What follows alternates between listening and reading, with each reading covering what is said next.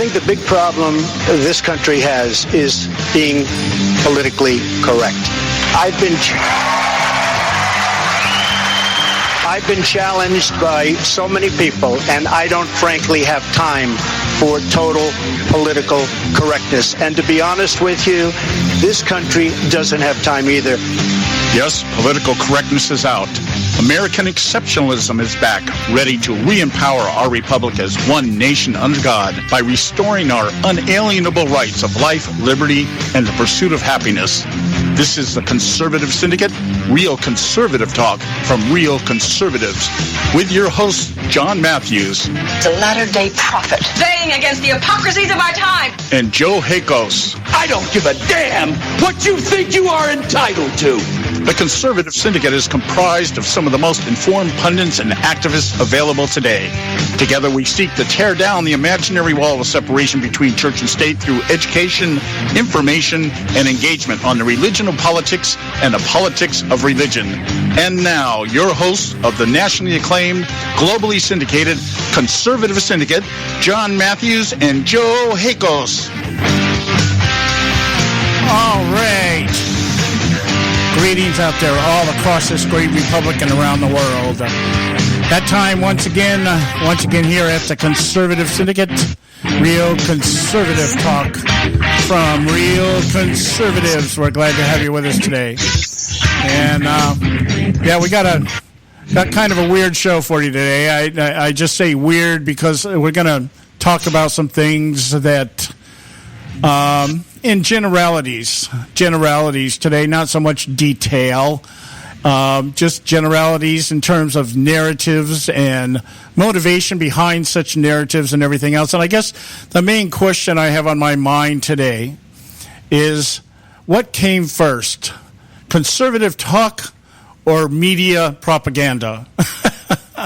I'm not really sure. And you would think the natural process would have been what? Well, media propaganda, because that's been around forever. Yeah, absolutely. Yeah, absolutely, John. It was the rescinding of the fairness doctrine, and there you go. Talk radio took off. So that took care of all the propaganda. And it's interesting. We're going to talk a little bit today about the interview that took place, I guess, over the weekend on Sean Hannity's show with Ted Koppel. And, Ted Koppel's one of those guys. He's in the iconic stratosphere of the media. He's just, because he's been around forever. He's a day older than dirt now. He's an old man, which means he gets to act like an old man, means he gets to go on the air and say anything he wants to and doesn't have to fear any retribution or any kickback or anything like that. Kind of like David Letterman. I've seen David Letterman out on the airways every now and then. He shows up. He's got a beard. Looks kind of like Moses now. I mean, the beard's about the middle of his chest. You would almost, if he takes off his glasses and maybe dyes his hair, you'd think he's an Islamic radical jihadist, But he gets to go on the air now and just say whatever the hell he wants, and he doesn't have to worry about political correctness. He doesn't have to worry about how stupid he sounds or anything else. He just gets, you have that's a liberty. You put in, you earn your bones, and when you get old, nobody's going to, say anything bad about what it is you say. But it got me to thinking. The liberal narratives and agenda is really what created conservative talk. And the fact that conservative talk has become so effective in educating the American public, for those who care to be educated, to educating the American public as to what's going on and being able to expose things that otherwise probably would never be exposed. I mean, if it wasn't for conservative radio, would we ever have found out that the Republican establishment is just like the Democrats? I mean, probably not, And so I just got to thinking about this, and then I put it in context with statements made by Hillary Clinton about 4 or 5 years ago, when she was talking about Al Jazeera radio or news, the news that was on Al Jazeera. And she had made some comment about how it was really a news station because they influence people. Now, there's the blend. There's the merge. There's exactly what Ted Koppel's talking about, is that news and commentary have merged together in such a way that you really can't tell the difference between one or the other anymore. Now, I happen to believe that it's intentional.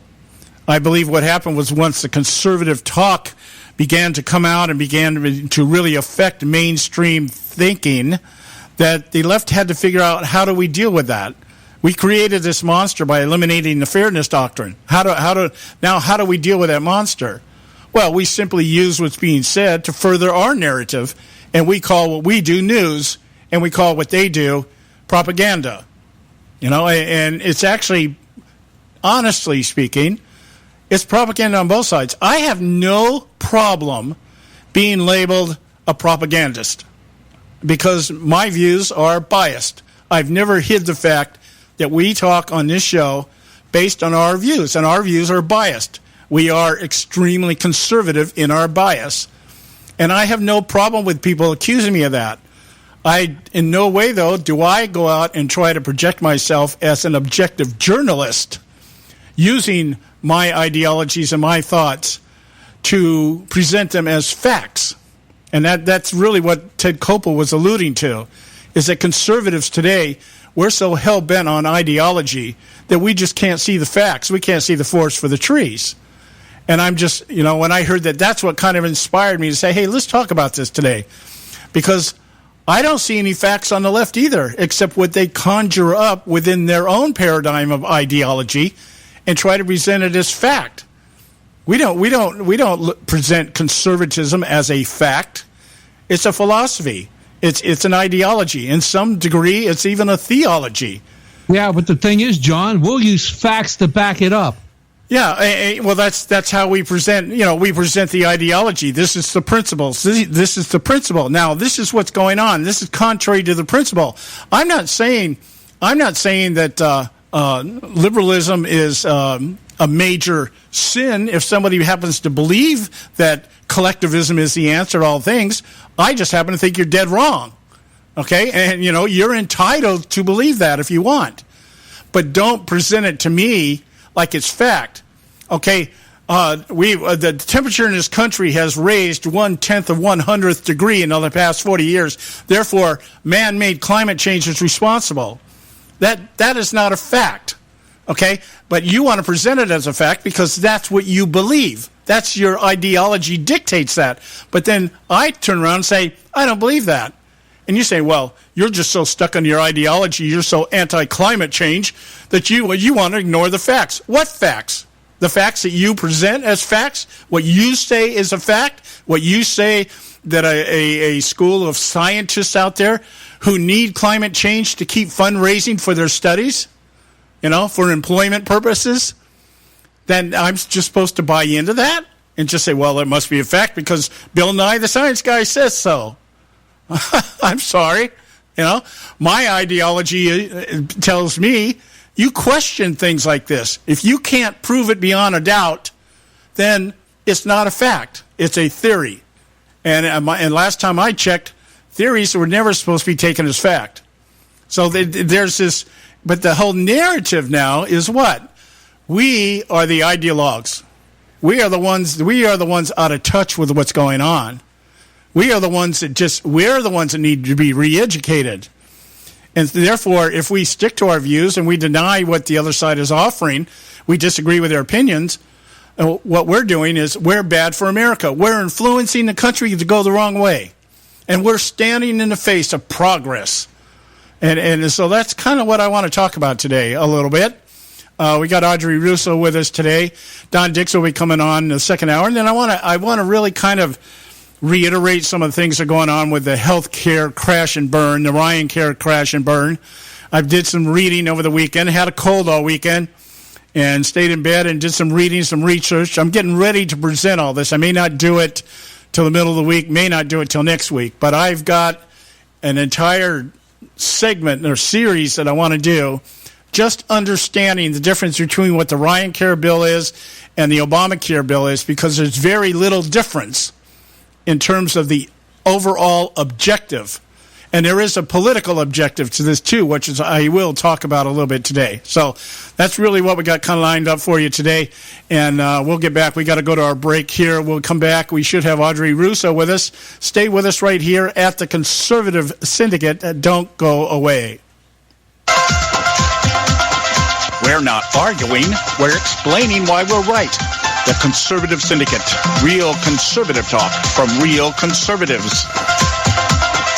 When our water heater broke down last month, it was a nightmare. It took 5 hours for the plumber to show up, and he charged us a couple of $100 just to come out. Then it cost another $1,800 to put in the new water heater. By the time it was all said and done, I felt like I'd been taken. But what else could I do? The smartest thing you can do is get a home warranty from American Residential Warranty. Their home warranties pay to repair or replace all your major appliances when they break, and they will break, and at the worst possible time. Call American Residential Warranty right now for free information on home warranties starting at just pennies a day. Don't wait for your refrigerator to stop running or your ceiling fans to stop turning. Call American Residential Warranty right now. Ask how you can save up to 50% on washer and dryer coverage. Just call 1-800-790-5960. That's 1-800-790-5960. Again, 1-800-790-5960. Call now.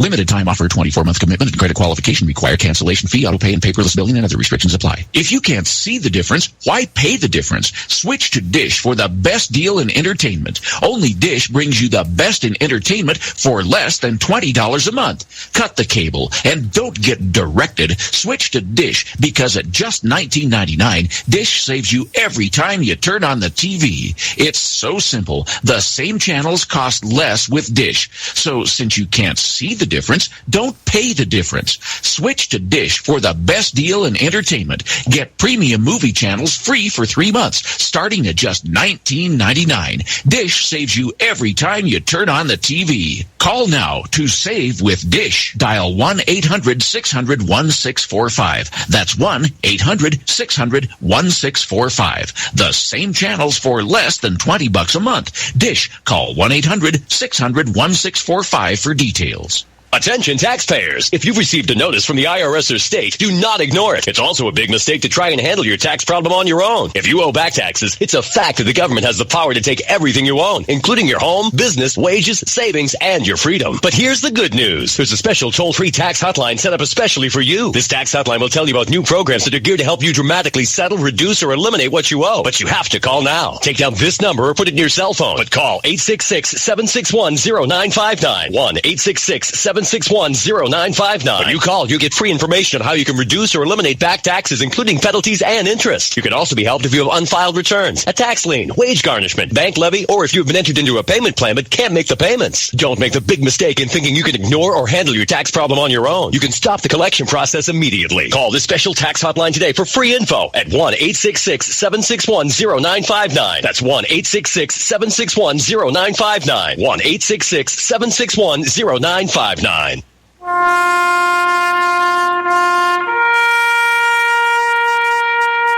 Read something recently worth thinking about. It's the soldier, not the campus organizer, who's given us freedom to demonstrate. It's the soldier, not the reporter, who's given us freedom of the press. It's the soldier, not the poet, who's given us freedom of speech. It's the soldier who serves under the flag, who defends the protesters' right to burn the flag. Isn't it time now to demonstrate that we support our troops? Were it not for the brave, there'd be no land of the free. Fred Thompson's message was brought to you by citizensunited.org.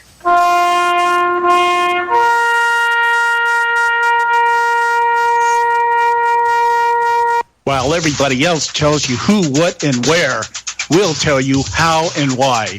TheConservativeSyndicate.net. Real conservative talk from real conservatives.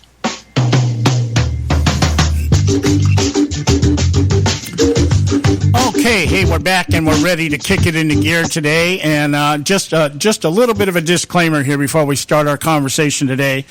if my voice goes kind of weird on you, or you hear coughing and I can't avoid it, just forgive me.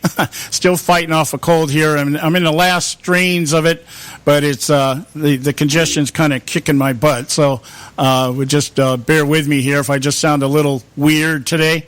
All right. So let's get into our discussion here. As we opened up with, we've got Audrey Russo with us from Real Talk Radio, and doing her weekly segment with us. And Audrey, I really want to discuss this with you because you're not only a contributor to the show, but you're a colleague in terms of the fact that you also do Conservative Talk Radio, which is the enemy of the press, the enemy of the media, the enemy of anything progressive.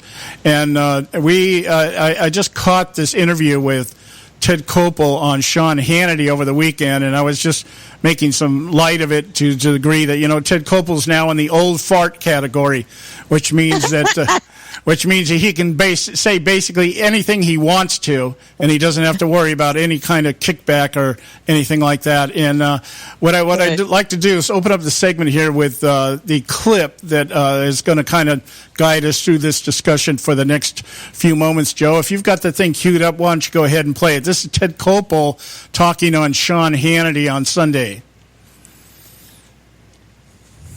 Think we're bad for America? You think I'm bad for America? Yeah.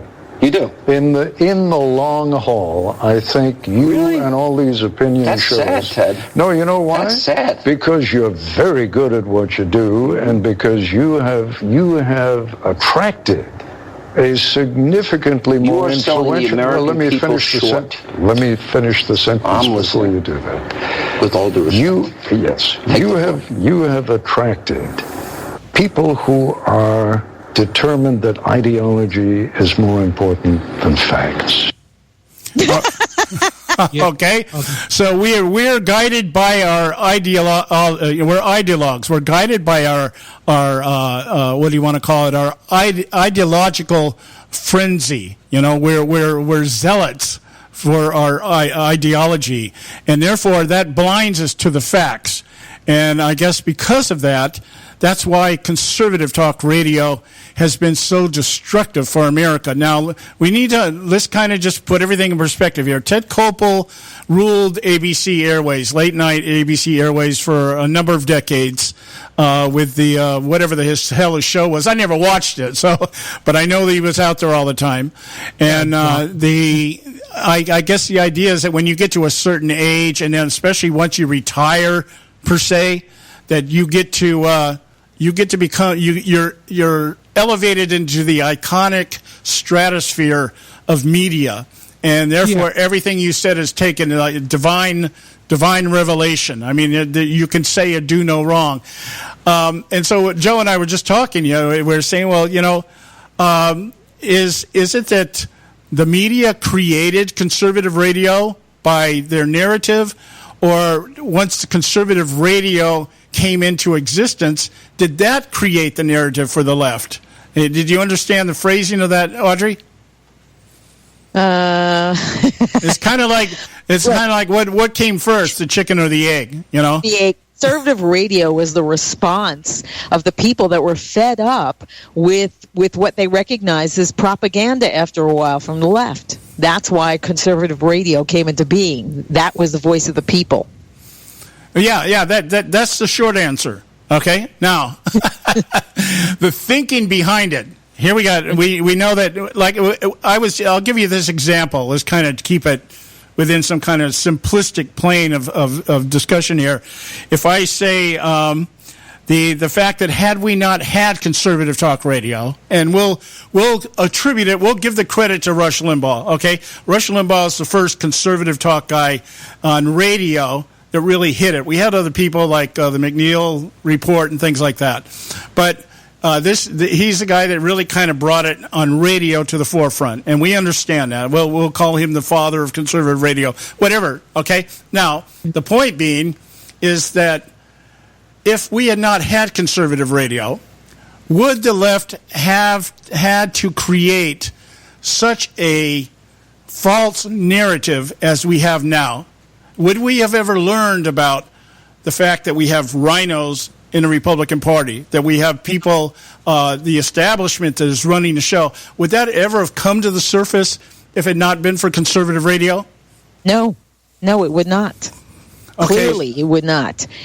You would know you wouldn't know the truth at this point. You wouldn't know what the facts are at this point. If that had been, it would have been one ginormous group on the same side. They would be on the same side and duping the people, just like they're still doing. But I don't think that we would know any of the truth. We would be as sheep as they see us, the sheeple. And we would be believing everything they say. But, after a while, when people were seeing little by little, they were seeing that they were being fed lies. This is why we have what we have today. And that, to me, is the spirit of America. It's a spirit of the pioneers. It's the spirit of the patriots that it absolutely is, because they want to know the truth. They want to live free. These people don't. We were always going to have people like this that want to keep us captive, that want to rule over us. We tried to get away from it in Europe. We tried to get away from it in the King, and you still had. And they came over, and they're still trying to do it, and it's on both sides, of course. Yeah. I spent some time here a couple years ago. That's why some of these things just came back in my mind as I was listening to this interview. And I remember, I actually did some research here. And there was a day, let's say, I'm going to say Civil War era, okay, from the Civil War era to the Roosevelt administration, the media per se was really more conservative in their views than they are today.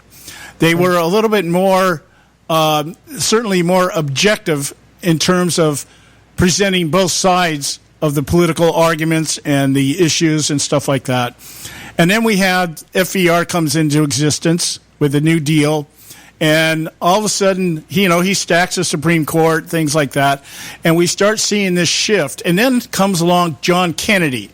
And I think John Kennedy was really the beginning of the idea that the left wanted to present a narrative outside of what it normally was represented. Because I remembered Barry Goldwater stating in a conversation one time that he felt that in his day, he was talking in context of his day when he was actually a senator, that there was really very little difference between the Republican Party and the Democrat Party. That they had little differences in how they wanted to do things, but when it came to things like national security and things like that, the economy, everybody was pretty much in agreement. Right. You could define communism a different way, but we all knew there was communism. We all knew that was important. And so somewhere around the Kennedy era, and probably more into the LBJ era, the media shifted from being a very objective, rather conservative medium to beginning to put out the narrative, what we call the narrative today, that collectivism is the name of the game. Collectivism is the way to utopia. And I just find it fascinating that as time has progressed since then, and we saw it probably mostly in the Reagan era, that the media began to look at conservatism as the enemy of America and began to evolve into what it is today, which is just their own propaganda group. Ted Koppel was making the point. What he was saying was basically this. He was saying conservatives are too tied up in their ideology, and liberals really aren't, because the liberals are responding to whatever the socioeconomic issues are for the day and everything else, and those are the facts that they're presenting. There's too many poor people in America. There's too many minorities that don't have an advantage in America. We're a country of immigrants. These are all facts for sure, but they're all facts that have been skewed to fit a particular narrative, which is let's expand government. Which is their ideology. Yeah. Well, Ted Koppel is stupid. Okay. Oh my gosh, he said, because he sounds so intellectual. He's stupid, and he's a liar. Okay. And let me see, when he said, in the long run, Remember, he said in the down the road, in the long run, that it was going to be bad for America. Which America is he talking about? The America that they, in their ideology, want to see? Well, then in that case, that's not America.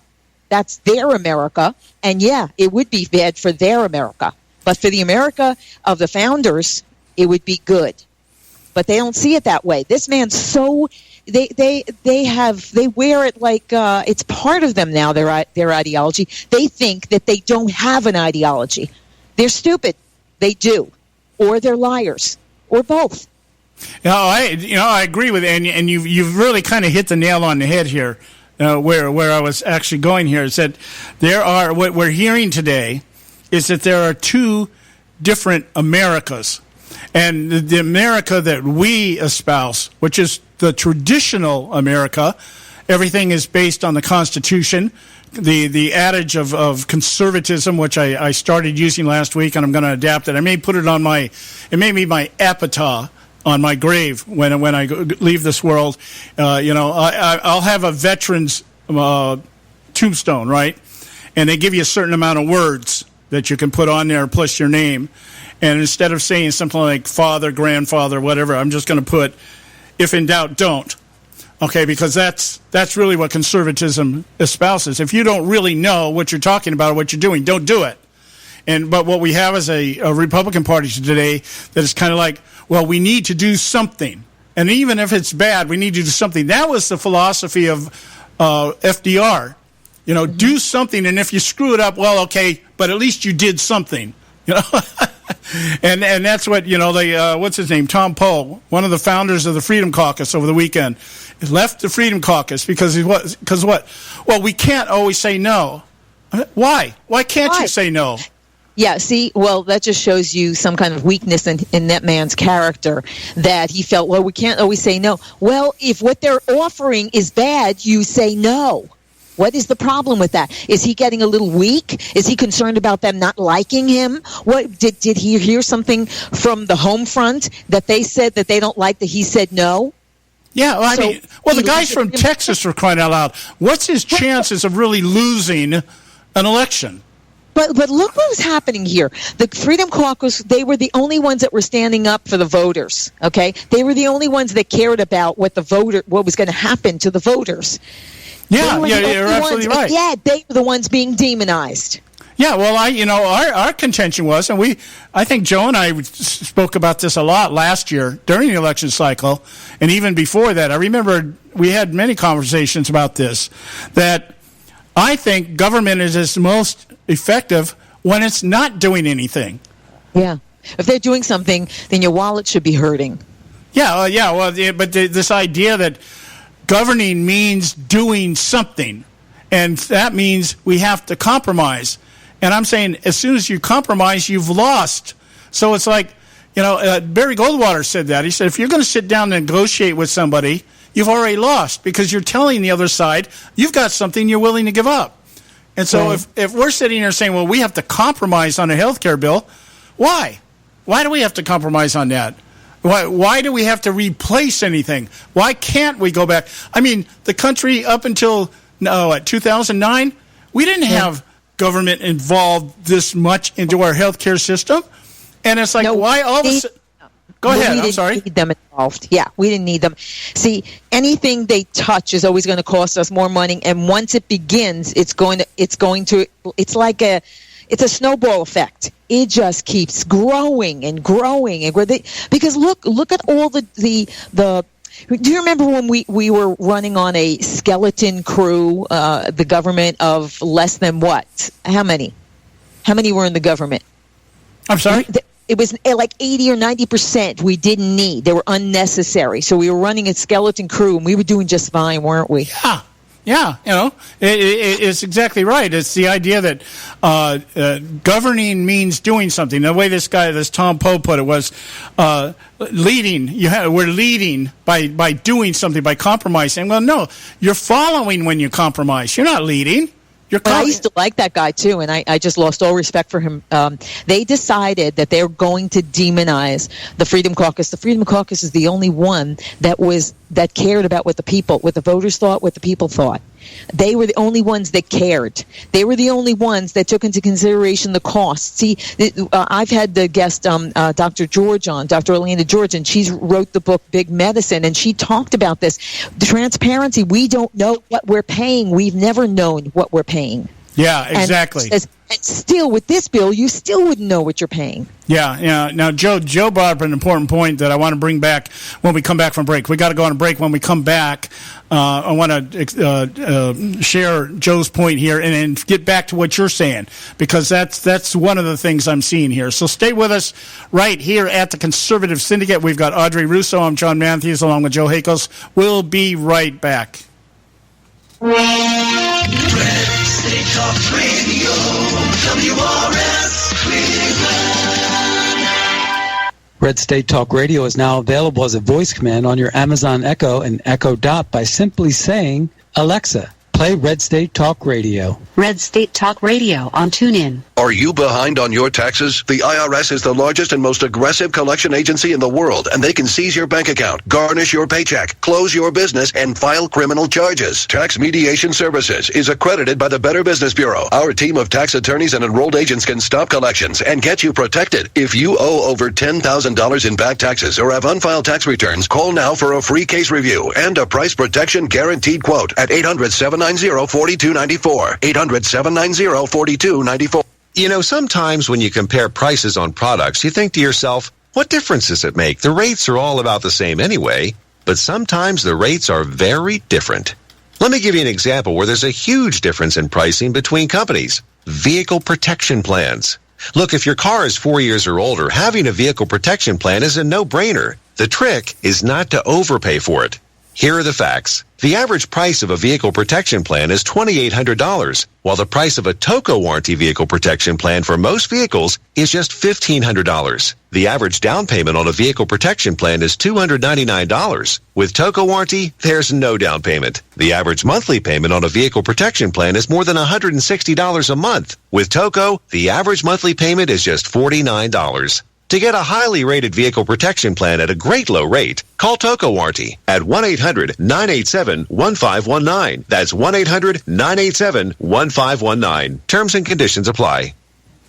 Hey, this is Leonora Cravota from Red State Talk Radio for MyPillow. I used to have trouble sleeping. MyPillow changed all that. I now fall asleep within moments of my head touching my pillow. That's how comfortable MyPillow is with its patented interlocking fill. MyPillow stays cool and does not go flat. Plus, it's machine washable and dryable. MyPillow has a 10-year warranty and a 60-day comfort guarantee. MyPillow is also the official pillow of the National Sleep Foundation, and it's made right here in the USA. MyPillow is now offering Red State Talk Radio listeners a 4-pack special with 2 premium standard or queen pillows and 2 go anywhere pillows. That's 4 pillows for the price of 1. To take advantage of this special offer, call 1-800-961-9194 and ask for promo code RedState. That's 1-800-961-9194. Promo code Red State. Put sleepless nights behind you with MyPillow, the most comfortable pillow you will ever own. For the best night's sleep in the whole wide world, visit MyPillow.com. If you've got joint pain, let me ask you a question. Would you like a high-quality knee, back, shoulder, or ankle brace at little or no cost? But just in case your reception isn't great, let me ask you again. Would you like a pain-relieving knee, back, shoulder, or ankle brace at little or no cost? Well, if you have Medicare insurance, you could qualify for these pain-relieving braces at little or no cost. And these are high-quality braces. They are very comfortable, and they've helped thousands relieve their pain. Now, I'd like you to imagine going on vacation, playing with your grandkids, just living your life again without pain. The Mobility Hotline is a referral service that connects folks with Medicare coverage and other insurance to accredited companies offering pain-relieving braces at little or no cost. And don't you worry about the Medicare paperwork. They'll handle it all for you. And they'll deliver your braces for free. Call the Mobility Hotline now. The call's free. 1-800-557-6150. 1-800-557-6150. 1-800-557-6150. Are you struggling with addiction or alcohol problems? If you're depressed, drinking, and using drugs, you may need help, and your insurance may offer coverage. I knew I could get myself out of this. I just needed some hope and some help. I took the first step to recovery when I made the call. Call the Addiction, Hope, and Helpline now for a free assessment with someone who cares. Call 800-518-1573, 800-518-1573. I feel like I'm losing control. I'm afraid I'll lose my job or even my family. Call now for hope and help with proven, gentle recovery programs. I never thought that I could be somebody who didn't drink and use drugs. I'm in recovery, getting the help I need. Call the Addiction, Hope, and Helpline now for a free assessment with someone who cares. Call 800-518-1573, 800-518-1573. Red State Talk Radio. Real radio for real Americans. I don't give a damn what you think you are entitled to. We're not arguing. We're explaining why we're right. The Conservative Syndicate, where right is never wrong.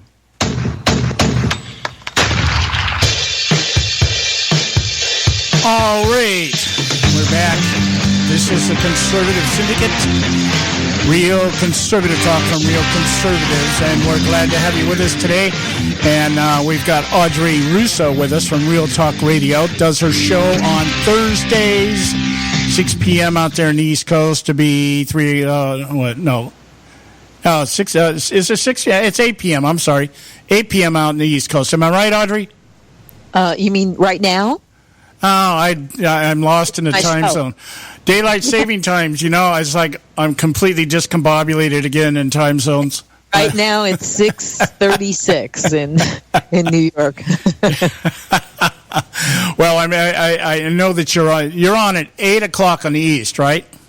8 p.m. Okay, all right, Eastern. yeah, because I just knew 6 o'clock was wrong as I said it, because that puts you in competition with us. And that I know that doesn't work that way. So, 8 o'clock out in the East Coast, AudreyRusso.com. You want to check her show out every Thursday. Now, look, back to our discussion here. And, Audrey, you hit on a very important point here, probably the key to the whole discussion about whether or not conservatism is bad for America. That's a claim by Ted Koppel. When he was on Sean Hannity over the weekend. And I guess the reason we're bad for America is that we kind of interrupted the flow of the globalists and the establishments, and on both sides of the political aisle. Conservatism kind of rocked that boat. It's led to the creation of the Trump phenomenon, which has really rocked everybody's boat.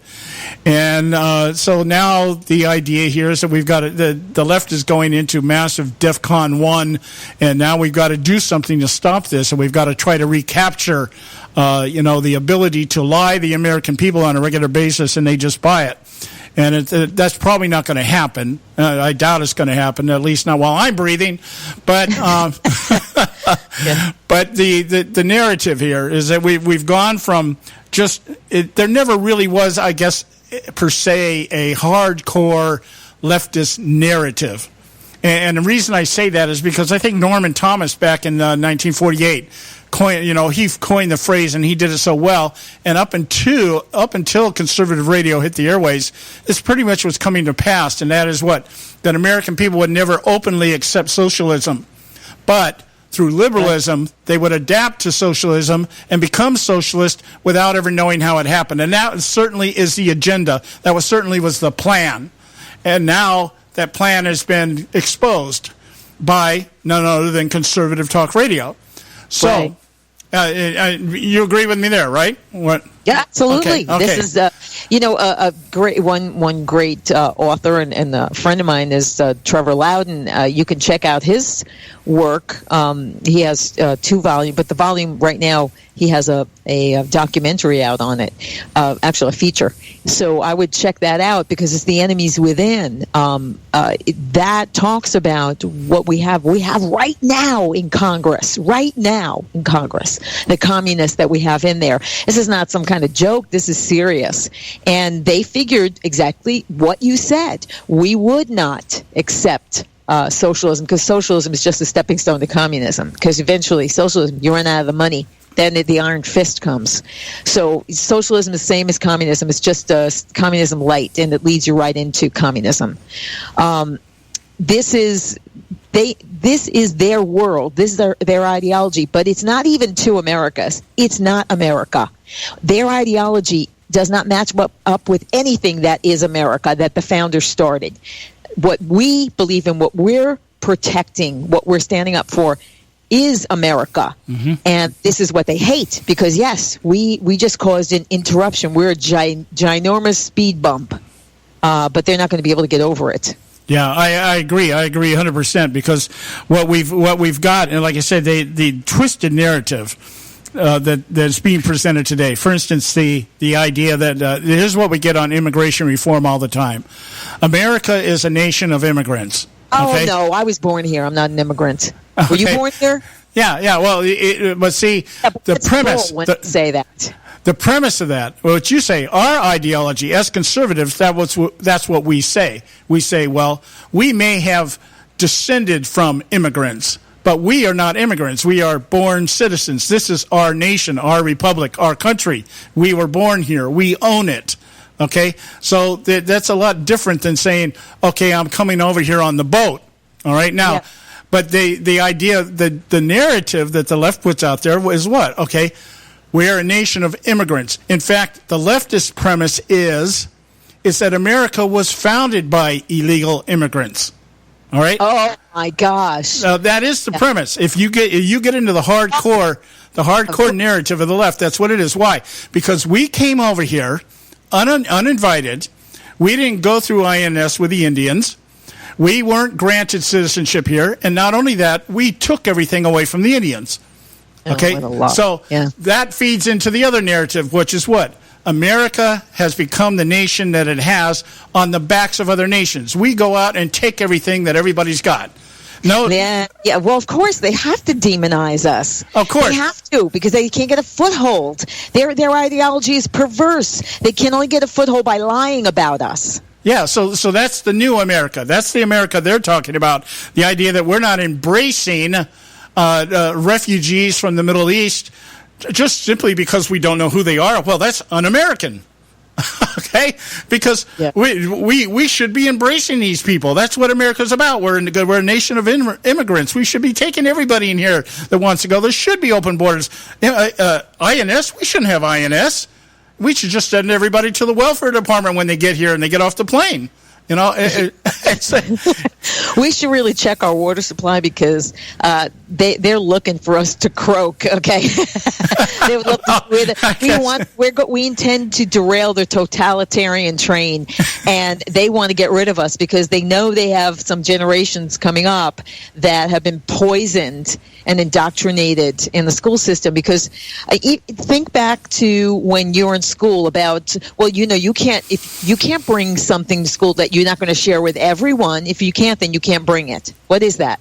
That's socialism. Collectivism. It's socialism. Yeah, it's socialism. Yeah. No, but they've been doing that. But see, kids are very vulnerable to this. And parents, unfortunately, didn't check back to see what they trusted. Don't trust, okay? They trusted the school system that they were doing the right thing. And meanwhile, they were indoctrinating their children. I mean, you have now a generation that is so green-minded, and they're... These kids wouldn't even if they really knew what were in hamburgers and hot dogs. I eat hamburgers and hot dogs. I don't give the wrong impression, but they think that they're just magically made. So they don't want kids to understand that animals are for eating too. Okay. No, they don't, because they say you don't harm an animal. Animals are, and they in the kids' minds, they've been indoctrinating them, elevating this animals to humans. Okay, so we're even with them. For goodness sakes, PETA, how did they ever get a seat at the table? They're lunatics. And yet, they're respected now. Why? Who did that? Who do you think did that? Well, it's the schools. Yeah, but the left started to give them, and unfortunately, the right started to give them some credibility, because you don't bring people on your show that you know are loons, because now you've given them some credibility. Oh yeah, I get you there. And in fact, I remember that's one of the arguments I hear actually out of networks like Fox News, for instance. One of the big narratives before she disappeared into wherever she's at right now, MSNBC Oblivia, Megyn Kelly used to ostracize Sean Hannity because of the fact that he only brings on conservatives. You know, it's like, well, so what? Yeah.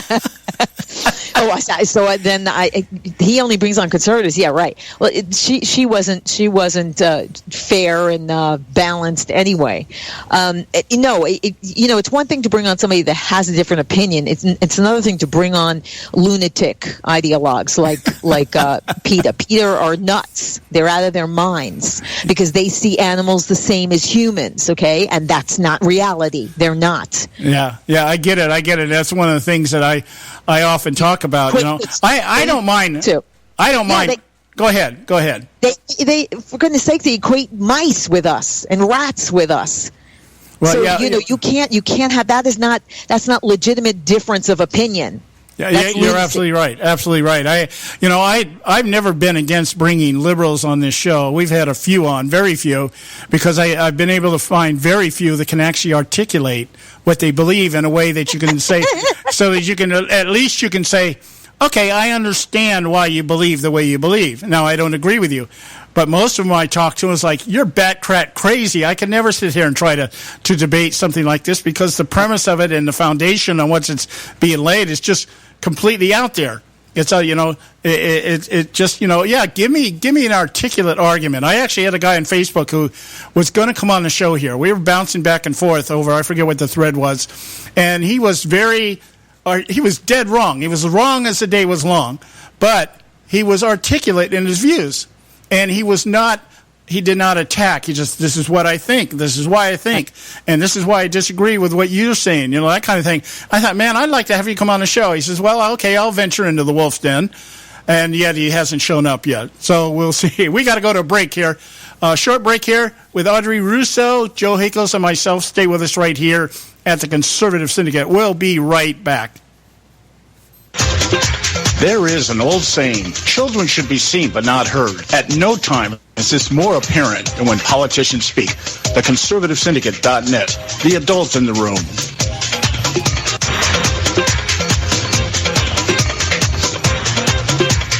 Since its founding, America has always been admired and envied throughout the world for its system of government, one that empowers its citizens to seek their right to life, liberty, and the pursuit of happiness. No other country or nation in history has benefited from its diversity, simply due to the opportunities available to anyone from anywhere. But there have been and are those who envy our freedom for a very different reason. And today we find ourselves as never before being threatened by this formidable foe intent on our destruction. For this reason, Act for America exists. Act for America is the nation's largest nonprofit, nonpartisan, grassroots national security organization with over 300,000 members and 1,000 chapters focused on educating, engaging, and mobilizing citizens and elected officials to impact legislative outcomes to protect America against terrorism both here and abroad. As a result, our network has driven the education process toward the successful passage of 43 bills in 22 states. We continue to expand our nationwide volunteer chapter network, training citizens to recognize and help prevent criminal activity and terrorism in the United States while preserving the civil liberties protected by the United States Constitution. To find out more, check us out at actforamerica.org. That's actforamerica.org.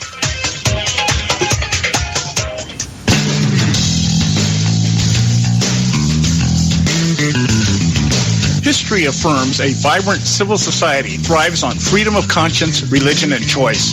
Any society absent these qualities stifles individual responsibility and accountability, thus enslaving its people by denying them the potential for goodness, creativity, and altruism. To that extent, oppression, coercion, and totalitarianism are multiplied exponentially. To counter such outcomes, the American Freedom Alliance was formed. The AFA is a nonpartisan, non-aligned movement which promotes, defends, and upholds Western values and ideals. The Alliance strives to build an international coalition of citizens of the West who together promote and protect moral values, democracy, and freedom. To find out more and become part of this valuable asset in the preservation of freedom and all its rewards, contact us at AmericanFreedomAlliance.org. That's AmericanFreedomAlliance.org. Let freedom ring. Middle America doesn't have an anger problem. It's got an idiot problem.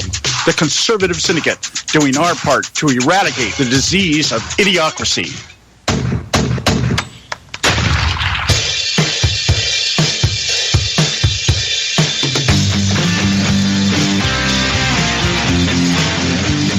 All right, hey, we're back, and this is the Conservative Syndicate, real conservative talk from real conservatives.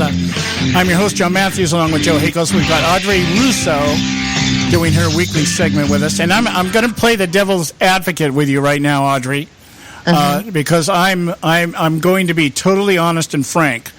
I'm starting to have some doubts about Donald Trump in terms of what he really wants, not what he wants to accomplish, but how he wants to accomplish it. And I'm kind of, there's thoughts in the back of my mind, and if you can remove this dark cloud, I would really appreciate it. Okay, but are you playing the devil's advocate, or are you being honest? Which one is it? Yeah, well, there's a couple of statements he's made. He came out first and blamed the Democrats for the failure of Ryan Care. I happen to believe it was just a lousy bill. There's just no doubt about it in my mind. I agree. Okay, but then he turns around and he says, the tweet that's out there that's making all the news, we'll use that because there's been others since, but this is the short version of it. Democrats are smiling in D.C. that the Freedom Caucus, with the help of Club for Growth and Heritage, that would be the Heritage Foundation, have saved Planned Parenthood and O'Care. Now, that is a direct critical remark made against the Freedom Caucus. It has also been alluded to by Reince Priebus that the Republicans need to start reaching out to the Democrats, which, again, we're talking about compromise. And then the idea that the Freedom Caucus is one of the problems. And there was actually statements made by Sean Spicer in press conferences that some of these Freedom Caucus people would be targeted in 2018, not by the Democrats, but by the Republicans. And so now I'm sitting here. That's they're handing me there. What do you want to know? Okay. Well, I'm giving you the scenario here because it is kind of contradictory at times. Trump then comes out and says, really, it's going to be great that Obamacare stays in place because it's going to implode anyway, which is what he was touting before the bill was actually introduced a while back. Let's just let it go, let it crash and burn, and then they'll come to us.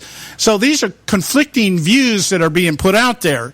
And so I'm tossing and turning about this going, is he more worried about winning, which is a Republican thing or a Democrat thing, or is he really concerned about doing this the right way? That's my question to you. Well, I can't answer definitively because I'm not in his head, but I can say that he's not worried about winning for himself. He's worried about winning for the American people. I think that what he originally wanted to do is going to happen now, which is, and I think it's better that it implodes because it will, Obamacare. I think that by putting where he's saying he was trying to protect the American people, well, you know what? Let it implode because it's going to implode and explode all over the Democrats. It was their bill. We had nothing to do with it. And already you had another bill go forth to repeal Obamacare. A simple, I think it was one sentence bill to repeal Obamacare. Repeal it that way. Don't start to take some of what is Obamacare. And what they did, and it was, Louis Gohmert had said that it looked like first of all, it was done in secret, which is exactly what the Democrats did. That was number one. Number two, he said it looked like it was written by the insurance companies, which, let me guess, it probably was. That's why it was done in secret. So this was a bad bill. It should not have passed. I was a little disappointed that, and I think it was because Ryan told him that there were the votes for it, and he was lying. And I think that Ryan, who never renounced what he said about Trump before the election, he never renounced it. So I think he's an enemy within. He's one of the fifth column in the Congress. I think that he did that to make Trump look bad. Okay, now, given that, let me interrupt you there. Given that, because Joe's contention is the same thing. Reince Priebus is probably one of the big operatives inside the Trump administration. Either Trump doesn't know it or he's choosing to ignore it. But my point is, just based on everything you said, why would Trump have supported this thing to begin with? Why would he have? I don't, like I said, I don't know what he knew about the bill. I think that he was going on what Ryan had told him, and Ryan's a liar. Well, that's not cool. That's not the way to do things. No, of course not. But this was he took the wrong advice, in my opinion, from Ryan to make this first. This was a bad thing to do first. You should have done taxes first, because guess what? April 15th is coming, and that would have been something that really would have given some relief to the American people to know that after they're paying their taxes next time, it's going to be better. That would have been first. Second should be immigration. This shouldn't have been the first thing on the docket. But this was Ryan that suggested this. Yeah, you know what? He is one piece of work, and I hope that Wisconsin, again, is setting up who is going to oppose him in the primaries in 2018. Well, yeah. Here's the deal. If this is the way, if we look at this thing, we've been able to track a couple of mistakes that Trump has made. Even before he actually stepped into office. Putting Chris Christie in charge of his transition team was a major mistake. Selecting Reince Priebus as his chief of staff was another major mistake. And now we're sitting there and saying, well, we're going to take Paul Ryan's word for something? That, these are not indicative of somebody that's got their act together, in my opinion. I'm sorry. And so I'm beginning to have my doubts about this guy. That's my point. Yeah, no, I don't. I don't have doubts about him. Remember, he's not a politician, so he's getting used to it. He's only been in for 3 months, almost 3 months. Yeah. Well, we'll see how it goes. 2 months. Excuse me. We're out of time here, and I wanted to give you time to plug your show. What you got going on this week? We're going to carry on the discussion from here with Judge Hal Morose. Well, he's going to talk about the constitutionality of what those federal judges are doing in trying to stop the travel ban. Then from the UK, Jack Buckby will be here. We're going to talk about terrorism and what's going on in Europe and get an update on that. And filmmaker Lee Scott will be back with us, and we're going to talk more about what's going on with the Trump administration. And there's some good news, too, so you got to tune in to find out. Okay, that's on Thursday at 8 o'clock. Go to AudreyRusso.com. And by the way, you mentioned Trevor Loudon earlier in the show. I'm finally going to nail this guy down. He is coming to speak at a conference that I am, for a group that I am the secretary of, the Eagle Forum. He's coming out here next month. And I'm going to nail this guy down in a closet if I have to and say, I want an interview with you. All right? Absolutely. But make sure you say hello from me. All right, will do. Thank you so much, my dear. And we'll talk to you next week. God bless you both. Okay, all right, guys. We're coming up here on the top of the hour. Joe, you got some time here. You got any remarks to make about what took place today? As to what happened with Donald Trump today? Well, are we? Are you feeling anything like I'm feeling in terms of I've really got some doubts about what this guy's doing? I think part of this is just pure politics, and I don't believe everything comes out of that Twitter feed. Yeah, well, we'll see. Well, I mean, I'm certainly willing to give the guy the benefit of the doubt, simply because, as Audrey said, he's not a politician. There may be a learning curve here that we're dealing with, but it can't go on too much longer. I guess that's where I'm at. We're at the bottom of the hour here, top of the hour here. We got the Edwards Notebook, pay some bills. We'll be right back. Stay with us right here at the Conservative Syndicate.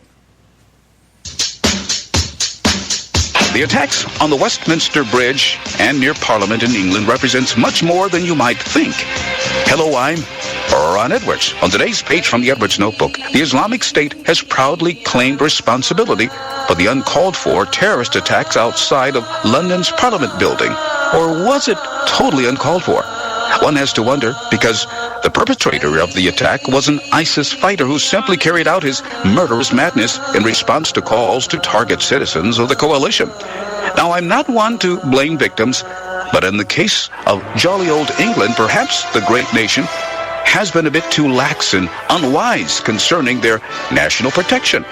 We all know that for decades, those of the radical Islamic persuasion have been carrying out their stated mission of warfare against Western nations, especially ones like Great Britain, France, and the United States. Foolishly, all three have been bending over backwards to endanger themselves by letting in millions and millions of those who want to convert or kill us.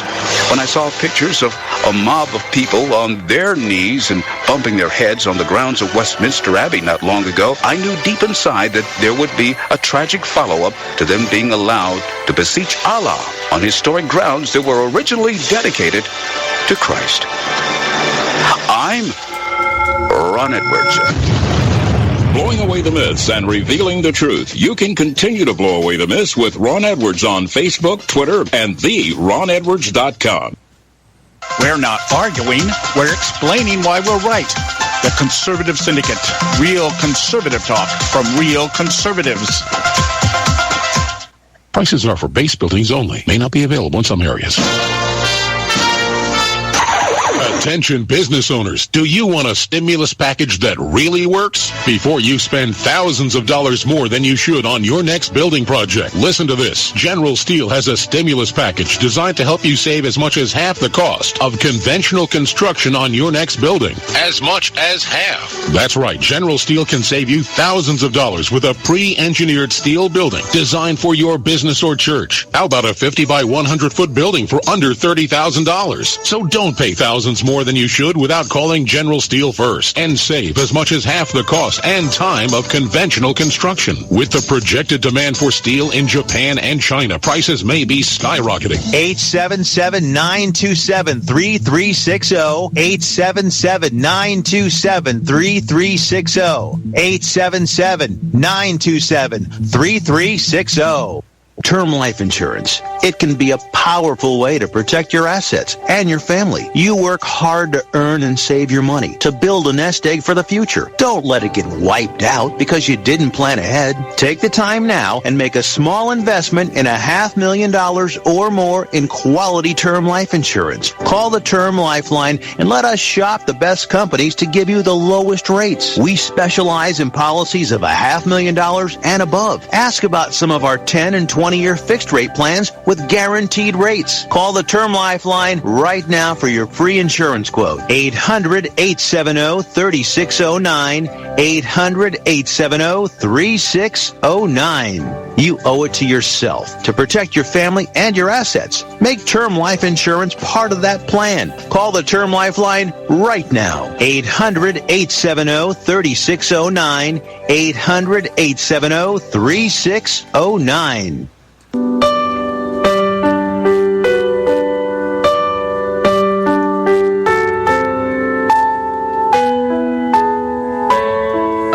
Hey folks, John Matthews here from the nationally acclaimed, globally syndicated, the Conservative Syndicate. The debate regarding who should be accredited with defining insanity as doing the same thing over and over again and expecting different results lends to its own insanity. Whether Albert Einstein, Ben Franklin, or Rita Mae Brown coined the adage or not, its meaning is as true as the fact the sun will rise and set tomorrow. In much the same fashion, citizens across our great republic today are debating whether or not it is time to change course regarding the accepted established norms of our political system. Is it time to create a new party or continue to expect different results after electing the same people, keeping our current system? Partisanship, corruption, and a desire to maintain power for the sake of power by those we elect, reinforced by decades of empty promises trotted out each election cycle but never fulfilled, has left America frustrated, angry, and rebellious to degrees not seen since the Civil War. The only viable solution is to quit adhering to the insanity of doing the same thing over and over and expecting different results. This is why the Conservative Party USA exists. The Conservative Party USA arose during the Tea Party Rebellion in 2010. It seeks to rectify the insanity that defines the consistent failures and corruption of the current two-party system by nominating and supporting candidates who are committed to imposing the conservative principles of fiscal discipline, restraining the reach of the federal government as outlined in the Constitution, and defending America's traditional family values. If you're tired of witnessing the insanity that dominates our political system, check us out at conservativepartyusa.org. That's conservativepartyusa.org.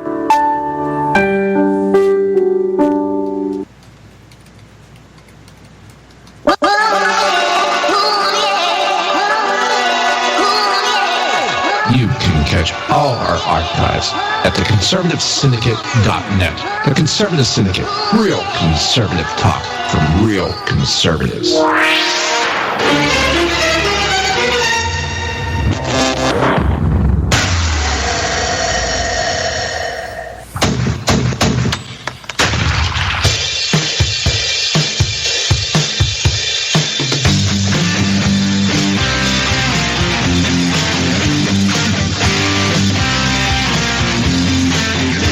The big problem this country has is being politically correct.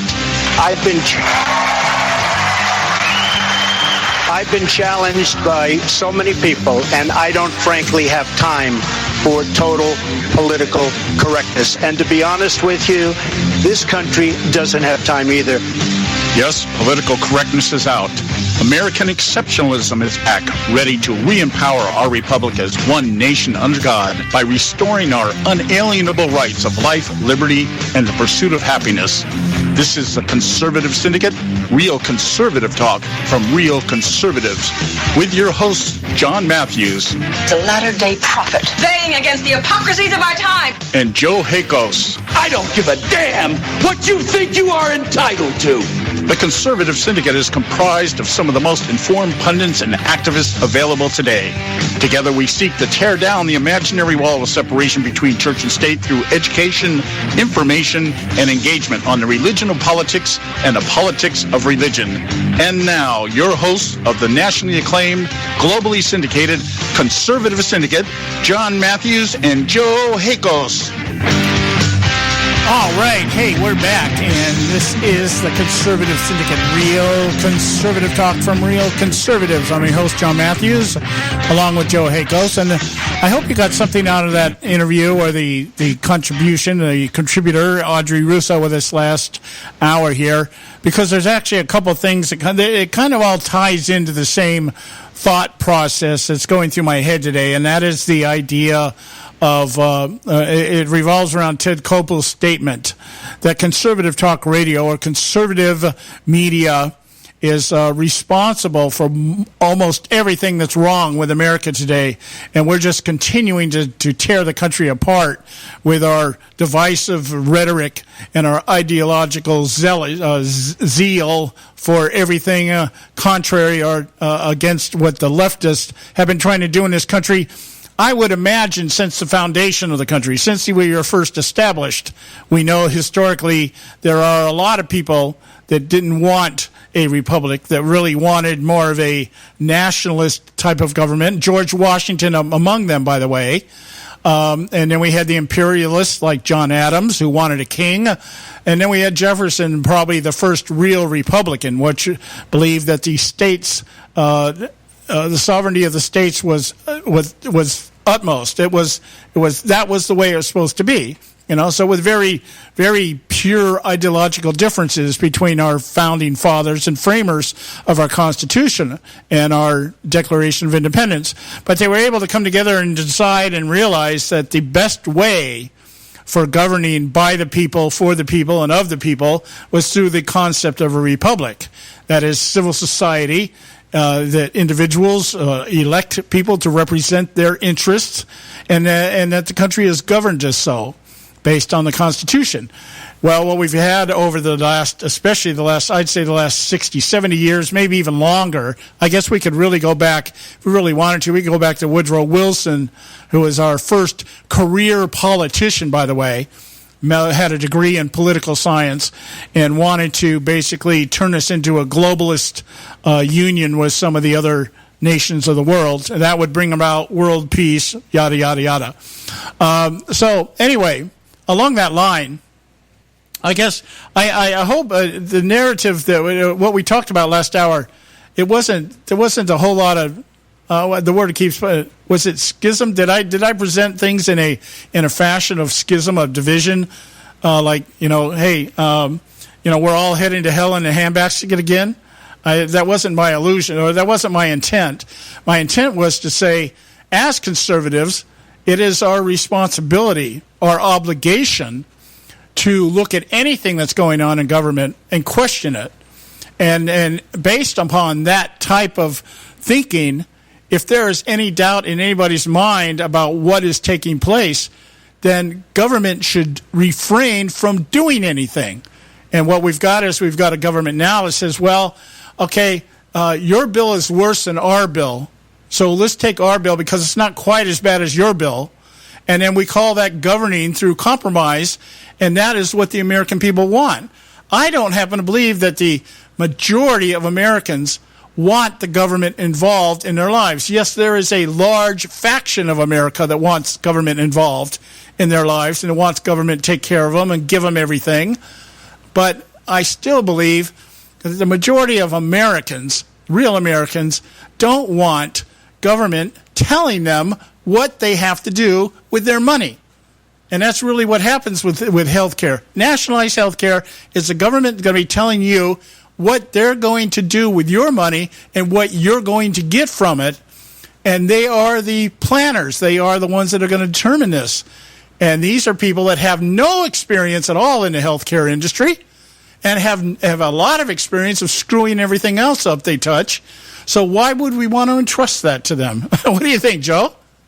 I think absolutely. Why would you want the government and trust the government doing it? Look at government. The government is running our educational system. And I don't care what people say. We've spent so much money. We ought to have floating brains running the world right now with the amount of money we spent on our educational system. But yet we got people out there that can't even tell you what day of the week it is.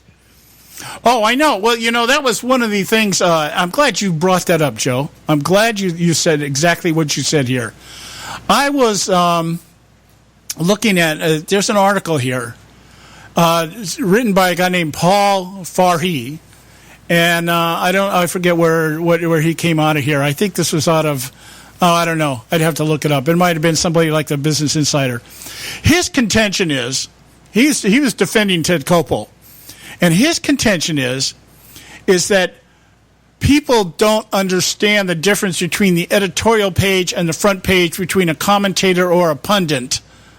And so, therefore, having something like Conservative Talk Radio, or even something like MSNBC, he makes the comparison.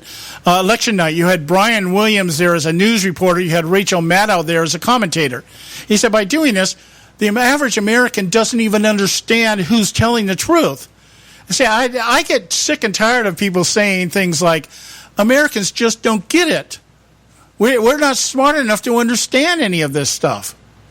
If that was the case, we wouldn't have conservative radio because we'd all be just as dumb as the liberals. Does that make sense?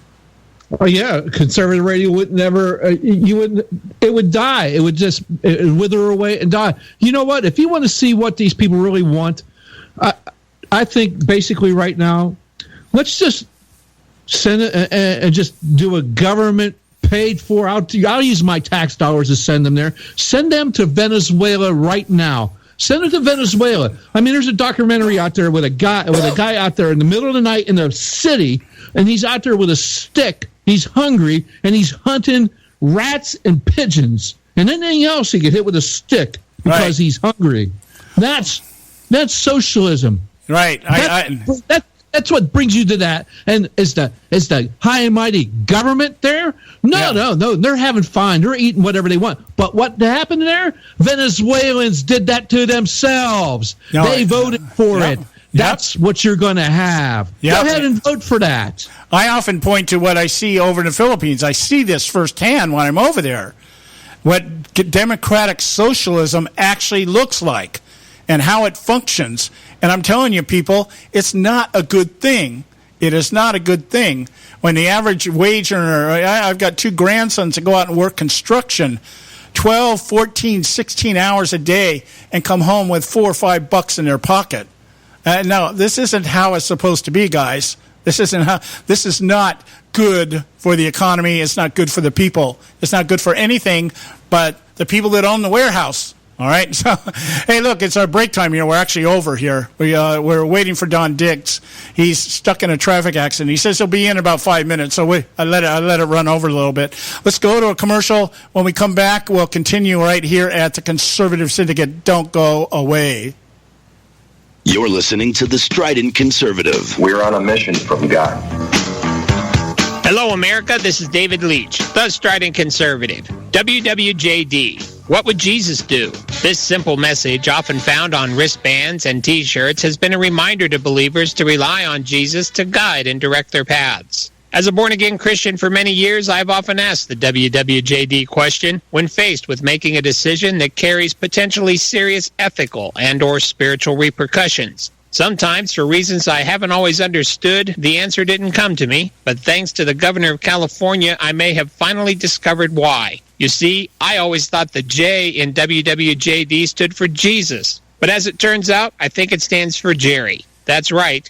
The part-time Catholic/Zen Buddhist and full-time left-wing wacko knows exactly what Christians should do, at least when it comes to illegal immigration. In an interview on Meet the Press this past weekend, JB told Chuck Todd that building a wall and deporting illegals is unchristian. Quote, I thought we had to treat the least of these as we treat the Lord, so I hope Trump would reconnect with some of his conservative evangelicals, and they'll tell him that these are human beings and they're children of God. They should be treated that way. End quote. I completely see his point. After all, as governor of the state that leads the nation in murdering the unborn, he most certainly knows how to treat the least of these. And let's not forget the pro-LGBT indoctrination of California's children. I wonder if Jerry is familiar with the story of Nehemiah, the man who was called by God to rebuild the wall surrounding Jerusalem that had been destroyed during the Babylonian exile of the Jews around 445 BC. Maybe Nehemiah was just another conservative evangelical. If you have a comment on this topic, visit StridentConservative.com. And if you're into social media, give us a like on Facebook or follow us on Twitter.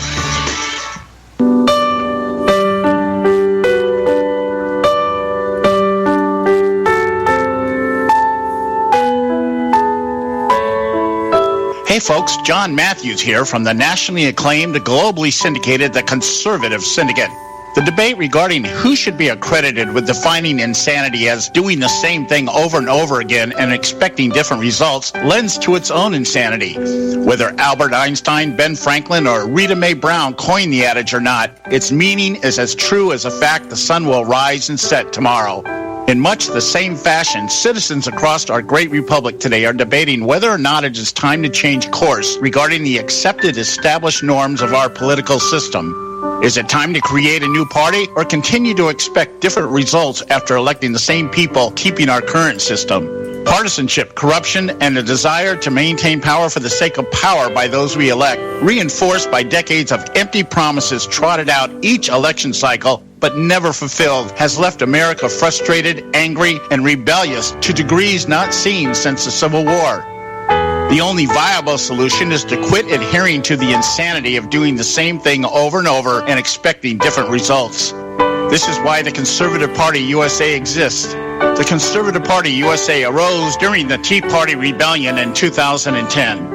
It seeks to rectify the insanity that defines the consistent failures and corruption of the current two-party system by nominating and supporting candidates who are committed to imposing the conservative principles of fiscal discipline, restraining the reach of the federal government as outlined in the Constitution, and defending America's traditional family values. If you're tired of witnessing the insanity that dominates our political system, check us out at conservativepartyusa.org. That's conservativepartyusa.org. Am I not speaking English? TheConservativeSyndicate.net, where we speak only one language, American. All right. Hey, we're back, and this is the Conservative Syndicate, real conservative talk from Real Conservatives. I'm your host, John Matthews, along with Joe Hakos, and we should have Don Dix with us. Are you there, Don? I am. Do you copy? All right. Glad you made it. Glad you made it in here, man. Isn't it great driving freeways in California in rush hour? Well, it is a bit of a game. You never know whether you're going to get someplace on time or not, so you've always got to leave that cushion. And but it's part of what we have to sacrifice in order to have such a great place to live. Yeah. Well, I wish there were more protests by illegal immigrants, because whenever they're protesting, the freeways are always clear. Well. And then there's that, John, and then there's that. Yes. Yeah, I remember the last one they had. I got up, I was on the freeway at 7 o'clock in the morning on a Monday morning, and I thought I must have been translated into a different dimension. It was like Christmas morning. Wow, this is great. Nobody's on the freeway. So or transported. Yeah. Well, translate. I like to use a spiritual term, but oh, okay. All right, I get it. All right. Before we get into the discussion we've been carrying on here about the interview that took place with Ted Koppel and Sean Hannity over the weekend as to whether or not conservative talk radio is bad for America. That was the statement that was made by Ted Koppel, because we're too good at what we do. And so what we've done is we've attracted ideologues, zealots that are hooked on their ideology. And that basically what it is that we base our beliefs and everything on ideology and not facts. Now, I'm not sure what Ted Koppel, how he determines what facts are. But before we get into that, I wanted to bring up the Trump rally here, because you and I had spoken briefly about it during the week. The Trump rally out here last Saturday, in which there was assaults made by 30 anti-Trump protesters out there, all wearing black and using pepper spray and things like that. And I think it was about 2,000 Trump supporters, from what I understand. They met in the street, and the anti-Trump people lost the battle. But I'm wondering how, or if, or should this type of activity from this Resist Trump movement, when is the law, when is somebody going to step into these people and say, the First Amendment means peaceful assembly, not coming out and doing whatever the hell you want to do to assault people and calling that freedom of speech? That's what really it's not that these guys are against Trump. It's this tendency to violence that has really got me kind of, what are we going to do about these people?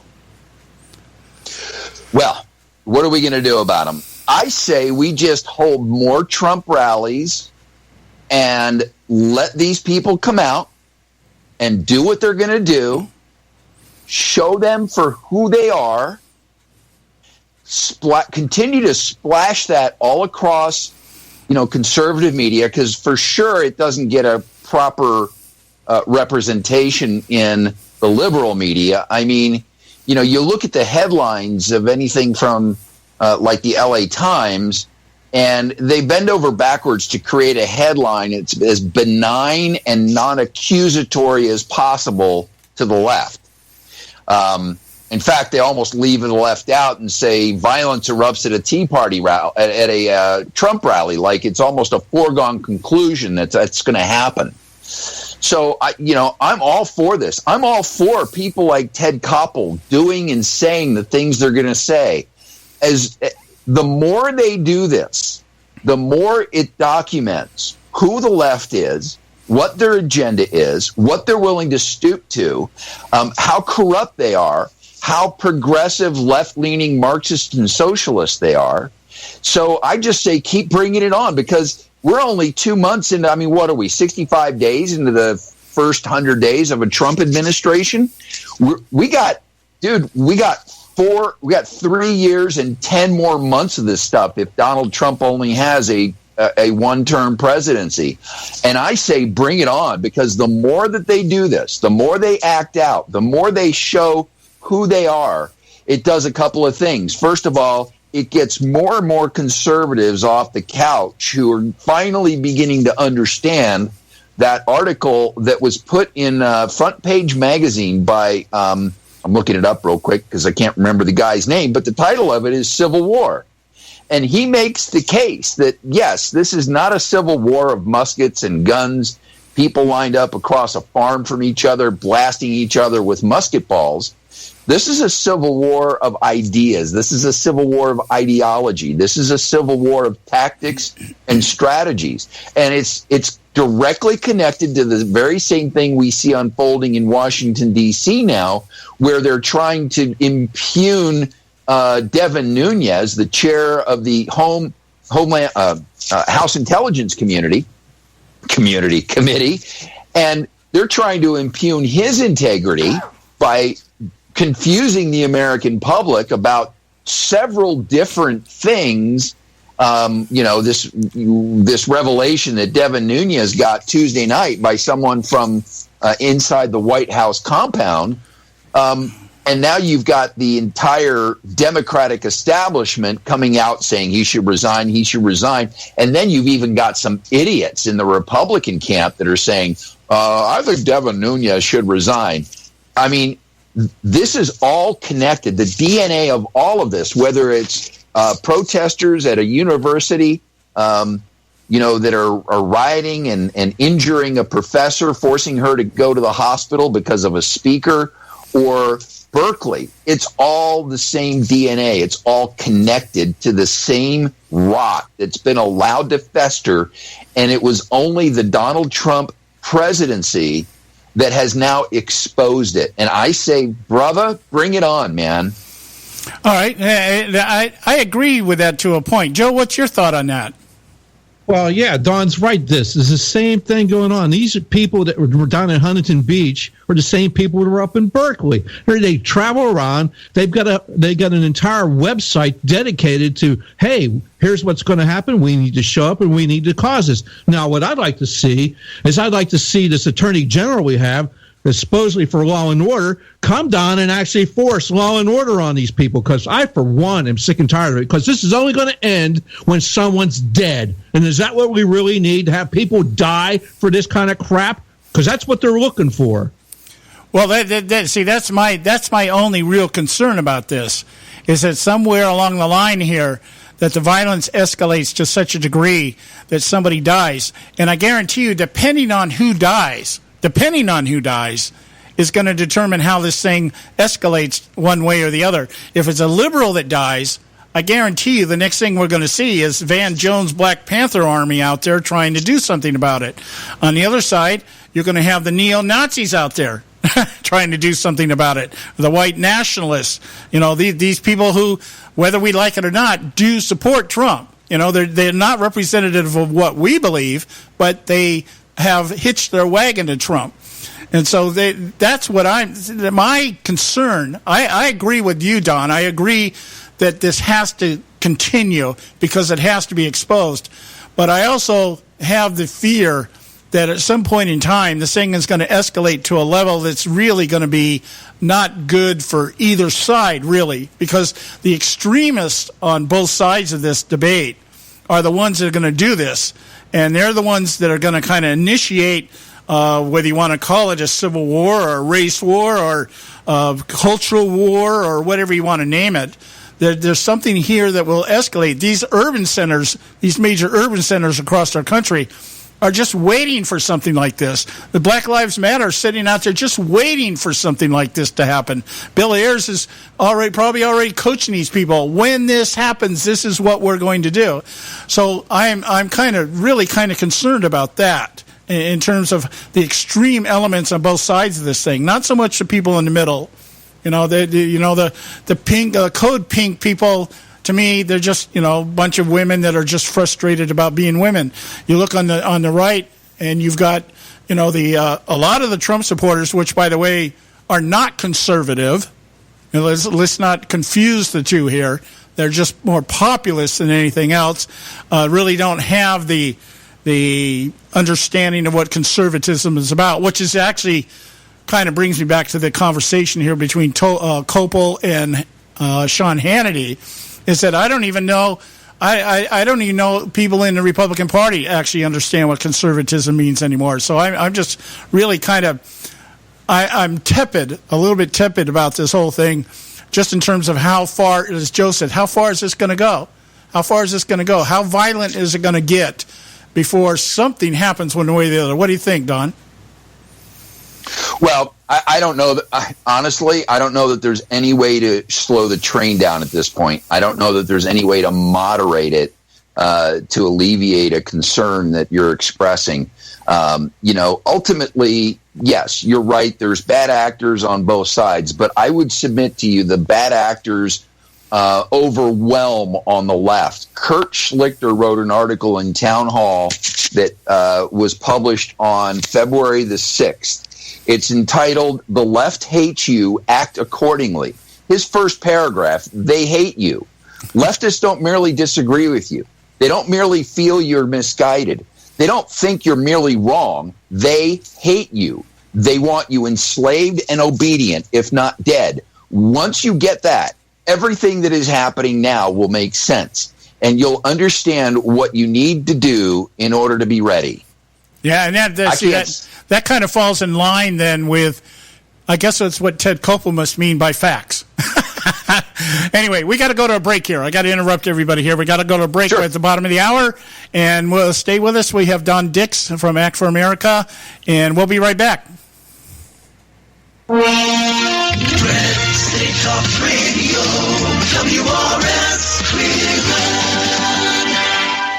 Red State Talk Radio is now available as a voice command on your Amazon Echo and Echo Dot by simply saying, "Alexa, play Red State Talk Radio." Red State Talk Radio on TuneIn. Are you behind on your taxes? The IRS is the largest and most aggressive collection agency in the world, and they can seize your bank account, garnish your paycheck, close your business, and file criminal charges. Tax Mediation Services is accredited by the Better Business Bureau. Our team of tax attorneys and enrolled agents can stop collections and get you protected. If you owe over $10,000 in back taxes or have unfiled tax returns, call now for a free case review and a price protection guaranteed quote at 800-790-4294. 800-790-4294. You know, sometimes when you compare prices on products, you think to yourself, what difference does it make? The rates are all about the same anyway, but sometimes the rates are very different. Let me give you an example where there's a huge difference in pricing between companies. Vehicle protection plans. Look, if your car is 4 years or older, having a vehicle protection plan is a no-brainer. The trick is not to overpay for it. Here are the facts. The average price of a vehicle protection plan is $2,800, while the price of a TOCO warranty vehicle protection plan for most vehicles is just $1,500. The average down payment on a vehicle protection plan is $299. With TOCO warranty, there's no down payment. The average monthly payment on a vehicle protection plan is more than $160 a month. With TOCO, the average monthly payment is just $49. To get a highly rated vehicle protection plan at a great low rate, call TOCO Warranty at 1-800-987-1519. That's 1-800-987-1519. Terms and conditions apply. Hey, this is Leonora Cravota from Red State Talk Radio for MyPillow. I used to have trouble sleeping. MyPillow changed all that. I now fall asleep within moments of my head touching my pillow. That's how comfortable MyPillow is with its patented interlocking fill. MyPillow stays cool and does not go flat. Plus, it's machine washable and dryable. My Pillow has a 10-year warranty and a 60-day comfort guarantee. My Pillow is also the official pillow of the National Sleep Foundation, and it's made right here in the USA. My Pillow is now offering Red State Talk Radio listeners a 4-pack special with 2 premium standard or queen pillows and 2 go anywhere pillows. That's 4 pillows for the price of 1. To take advantage of this special offer, call 1-800-961-9194 and ask for promo code Red State. That's 1-800-961-9194, promo code Red State. Put sleepless nights behind you with My Pillow, the most comfortable pillow you will ever own. For the best night's sleep in the whole wide world, visit mypillow.com. If you've got joint pain, let me ask you a question. Would you like a high-quality knee, back, shoulder, or ankle brace at little or no cost? But just in case your reception isn't great, let me ask you again. Would you like a pain-relieving knee, back, shoulder, or ankle brace at little or no cost?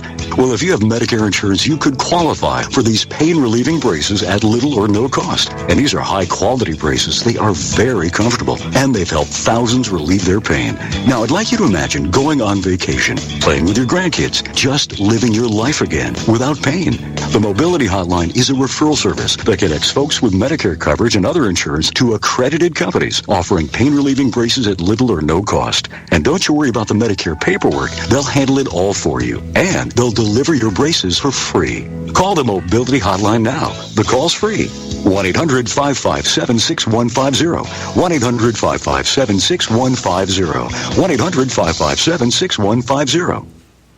Are you struggling with addiction or alcohol problems? If you're depressed, drinking, and using drugs, you may need help, and your insurance may offer coverage. I knew I could get myself out of this. I just needed some hope and some help. I took the first step to recovery when I made the call. Call the Addiction, Hope, and Helpline now for a free assessment with someone who cares. Call 800-518-1573, 800-518-1573. I feel like I'm losing control. I'm afraid I'll lose my job or even my family. Call now for hope and help with proven, gentle recovery programs. I never thought that I could be somebody who didn't drink and use drugs. I'm in recovery, getting the help I need. Call the Addiction, Hope, and Helpline now for a free assessment with someone who cares. Call 800-518-1573, 800-518-1573. Red State Talk Radio. Real radio for real Americans. We're not arguing. We're explaining why we're right. The Conservative Syndicate, where right is never wrong.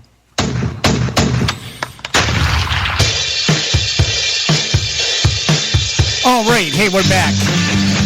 The Conservative Syndicate, Real Conservative Talk from Real Conservatives. I'm your host, John Matthews, along with Joe Hakos. We've got Don Dix checking in to do his weekly or bi-weekly segment with us. I'm going to get back on a regular schedule here with Don. We've had problems over the last few weeks, and we kind of just kept screwing up his schedules. I know, and so it's like I'm almost every time I ask him to come on now, and I'm like, geez, what week are we on? But we've got it all figured out now. Anyway, Don, we were talking in the first hour with Audrey Russo over at Real Talk Radio. Had quite a discussion on the interview that took place between Ted Koppel and Sean Hannity over the weekend.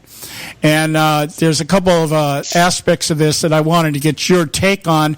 And I think the best way to do it, let's go with the clip first, Joe. This is a clip where Ted Koppel basically tells Sean Hannity that he's bad for America and why. And I think that this will be a good way to break the ice here, put everything in context. You got that queued up, Joe? Yeah, I got it queued up. All right. Koppel's also calling Sean Hannity an ultimate liar. Is what he's calling him. So okay. Here's Ted Koppel and Sean Hannity. Think we're bad for America? You think I'm bad for America? Yeah. You do? In the long haul, I think you and all these opinion That's shows... sad, Ted. No, you know why? That's sad. Because you're very good at what you do, and because you have attracted a signiutly more influential... Well, let me finish the sentence before you do that. You have attracted people who are determined that ideology is more important than facts. Yeah. All right. So what we have, Copel's telling us that the problem with conservatives is that we confuse ideology, or we focus on ideology rather than facts. And and what that led to in our conversation with Audrey was the idea that basically it's because liberals like Ted Koppel see America completely different than how we see America. They define America by completely different parameters. One of the examples I used is that we're a nation of immigrants, rather than, and so the idea of just letting anybody into the country is the American way of doing things. Whereas Americans are saying, why do we want to let our enemies in the country? Conservatives. So anyway, I wanted to get your take. Did you catch this interview at all, Don? If not, what did you think about the clip?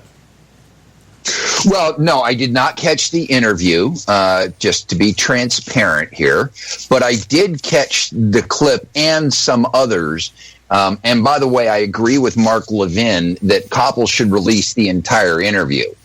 Because apparently there's some other stuff that was said that never... That was a 70-minute interview, or a 50-minute interview, and he only played 70 seconds of it. Right. Yeah. Release the entire interview, Ted. This. I think part of the problem is, as you stated, there is a definite, total difference, and I think this is part of the problem that many of us on the right make, is that we think that we can have a conversation with a progressive and have a logical conversation that can result in bridging a gap and, developing consensus. The problem is, as you state, they have an entirely different world view that is rooted in an entirely different vision of what the world should look like. And short of shock therapy, I don't see how you ever get somebody like a Ted Koppel to see the world through a different filter, through a different lens. It's like, somebody that is living in the fourth dimension, or somebody that is living in the third dimension like we are, trying to relate to what it's like to live in the fourth or fifth dimension from a metaphysical standpoint. We can't. There's no way. We cannot. We can't even begin to comprehend it. Just like we can't comprehend what the afterlife is like. So therein lies one of the great challenges. But if you want to get specific about, what Ted Koppel said is, and there's a certain aspect of it that's in total denial. If Ted was right, then there wouldn't be a Fox News. If Ted was right, then there wouldn't be a conservative syndicate. If Ted was right, then you wouldn't have all these alternative media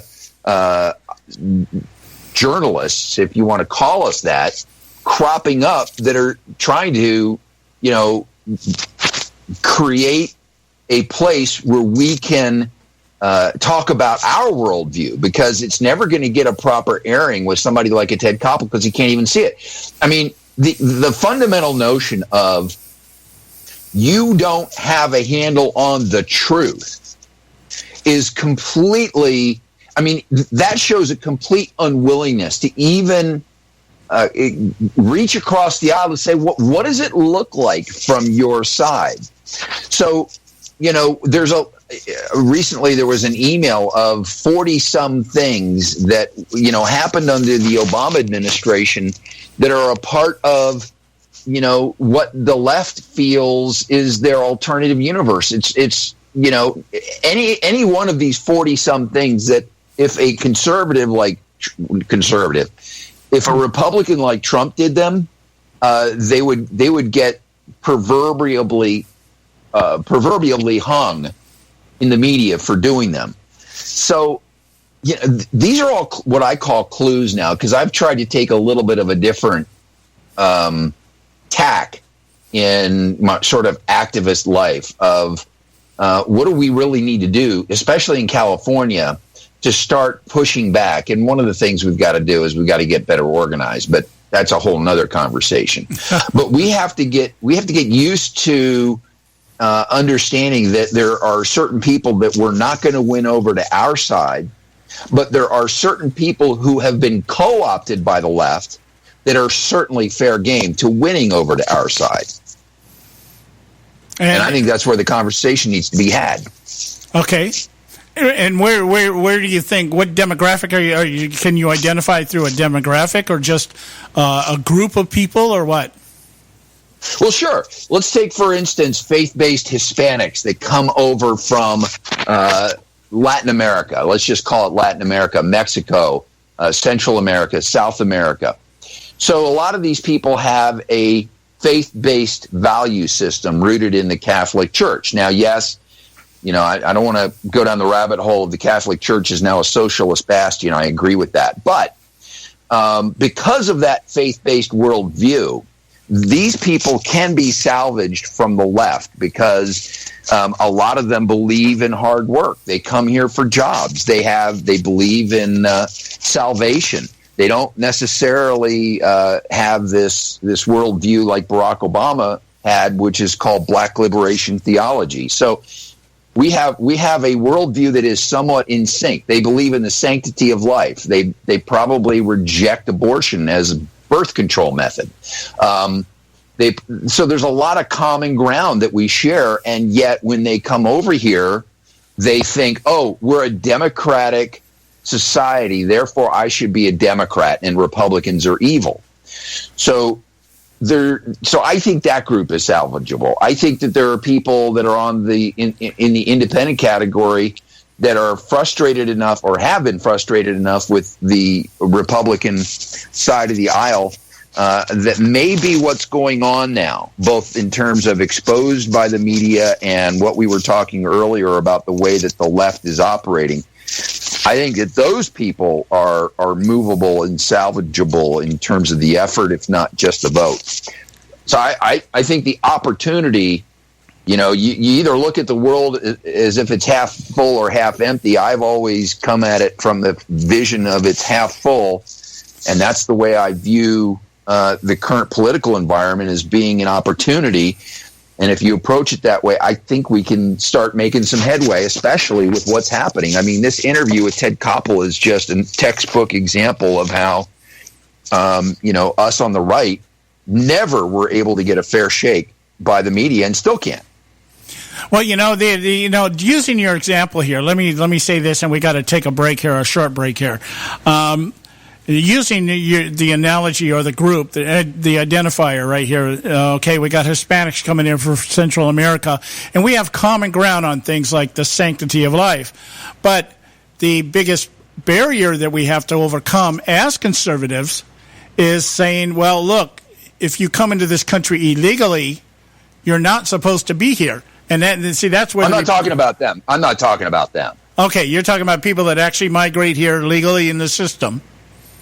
Yeah, people that are in the Hispanic community that have, they're second, third generation. They're traditional. They traditionally vote Democratic because mom and dad did, but yet they hold the same values. No, I'm not. I'm not talking about the illegal because they shouldn't be voting anyways, right? Yeah, because what we see in the Republican Party in terms of leadership is a complete ignoring of this group that you're just talking about, because I know here where I live in a predominantly Hispanic community. I mean, like 75% is Hispanic here.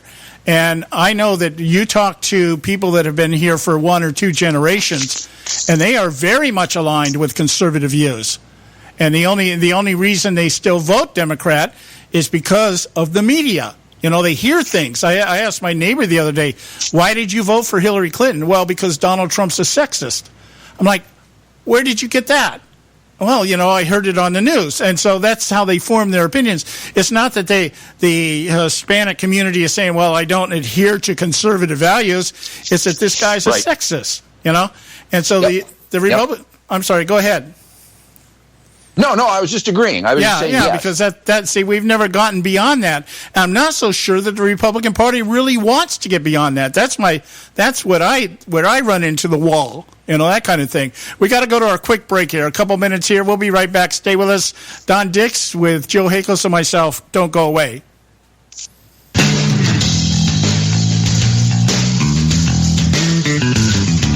History affirms a vibrant civil society thrives on freedom of conscience, religion, and choice.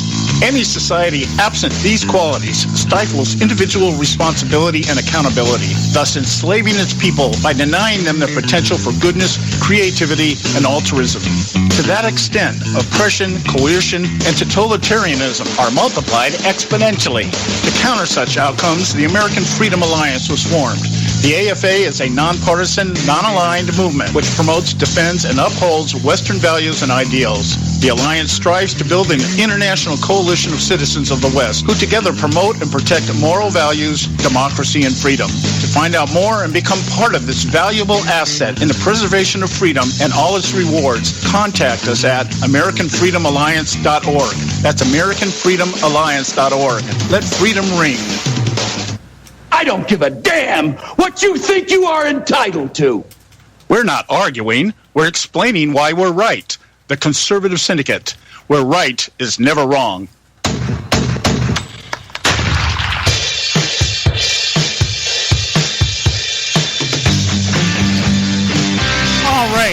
All right. Hey, we're back, and this is the Conservative Syndicate, Real Conservative Talk from Real Conservatives. I'm your host, John Matthews, along with Joe Hakos, and we've got Don Dix with us.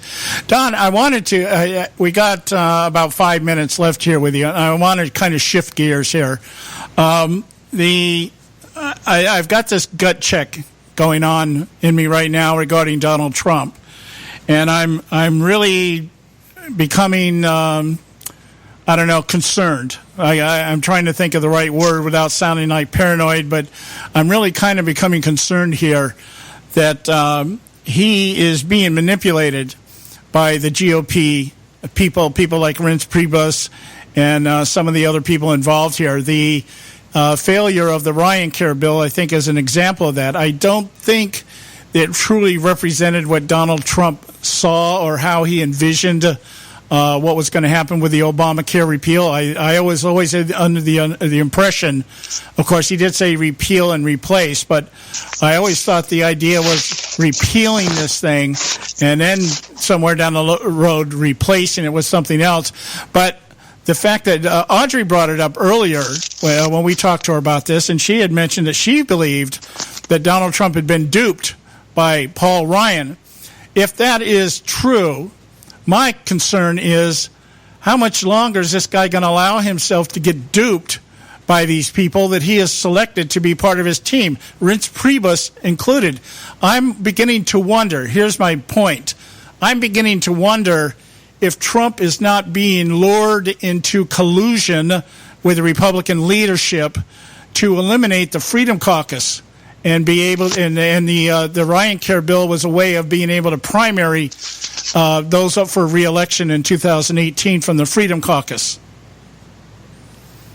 Well, trying to divine the political calculus of what's actually unfolding, between the letters of the words is tough. Clearly, the Freedom Caucus held strong. They were the only group, I think, ultimately out of this that gained, my interpretation is, political clout. I think Ryan lost political clout. I think there may be some players on Trump's team that lost political clout. I don't know if Trump is willing to recognize that or not. The House Freedom Caucus was the firewall that held. And I think that Donald Trump probably did put a lot of responsibility onto, and rightly so, Paul Ryan. This bill was drafted in the dark. Again, the Freedom Caucus was not involved in it. They were brought in at the latter part of the process, in order to tweak it and try. But at the core, this was bad policy at the core. I've actually had a chance to read through some pretty detailed analysis of it. And yeah, I mean, this is, it's like the Freedom Caucus, does the Freedom Caucus owe anybody an apology? I think they do. And here's the apology that they owe the Republican establishment. Oh, excuse me. I thought when you said repeal, you meant repeal. That's the apology that the Freedom Caucus owes the establishment, because, you know, when you look back across the last 7 years, every single election has been built upon one most important policy statement, and that was repeal, replace. 4 election cycles, you know, we've been hearing nearly for a decade about the urgency in resolving this, that Obamacare is a disaster. While there have been legitimate issues with Obamacare, unfortunately, part of the challenge today is that apocalypse has not yet materialized. Yes, there have been premium increases. You've got exchanges that are disappearing. But the apocalypse that was, you know, presented by the Republicans hasn't happened yet. Yeah, so you've got. Remember why? That's how they designed this to all happen after Obama left office. They designed it. It was going to implode, but it's all because all this stuff was designed to hit after. Further, remember, they pushed everything down the road. It's going to be, we got to get everybody used to it, and boom, then it's going to happen. That's the reason why it hasn't happened yet, but it will happen. It's going to happen in Trump's first term. Well, right, but getting back to whether or not, you know, the political brinksmanship and gamesmanship that's going on in D.C., it's tough to divine. You know, I think that Donald Trump, the businessman, has been through enough deals, worked with enough public officials, that he's smart enough at 70 to be able to figure out whether Ryan was playing a game or not, or was he earnestly bringing what he honestly thought was good policy and about all that he could get. This has been a big learning curve for Donald Trump, because as a businessman in the boardroom, you say X, Y, Z, I want it done, and if it's not done, you're fired. Here, he doesn't even understand the landscape he's dealing with, the rules of the Congress and the Senate. But what unfolded, you know, over the last 3 weeks, hopefully Donald Trump, the businessman, the quick study, the person that can figure things out, that can sort the good guy from the bad guy, is working, and he has figured it out, because it's difficult enough from our perspective. Hopefully he's on the inside and he can assess this. So for the time being, Donald Trump is innocent until proven guilty still, in my eyes. And hopefully he sorts out who the players are, who the people that are loyal to him, and who the people are that he can trust to develop good policy. Because next up, I mean, no less important issue is tax policy. Yeah, well, I'm willing at this. I'm still at this point. Like I said, the guy's 65 days into his term. I'm willing to say, okay, yeah, the learning curve. I'm glad you used that phrase, because that's what I'm seeing. My problem is, we know that the narrative is going to be after the first 100 days is that this guy's had the first 100 days in any president ever, you know, except maybe Harrison, because he died before that all happened or something like that. But anyway, my point is like, how long can we tolerate the learning curve before it becomes extremely damaging to his administration? Because this is not, you know, I think using the health care as the first thing they wanted to tackle was a very, very bad strategic move. I think that immigration should have been the first thing, because that's what he got elected on, and that should have been what they tackled first. But anyway, that said, I'm just really kind of concerned. How long we're just speculating, how long before people start saying, yeah, this guy truly doesn't know what he's doing, and that becomes a detriment.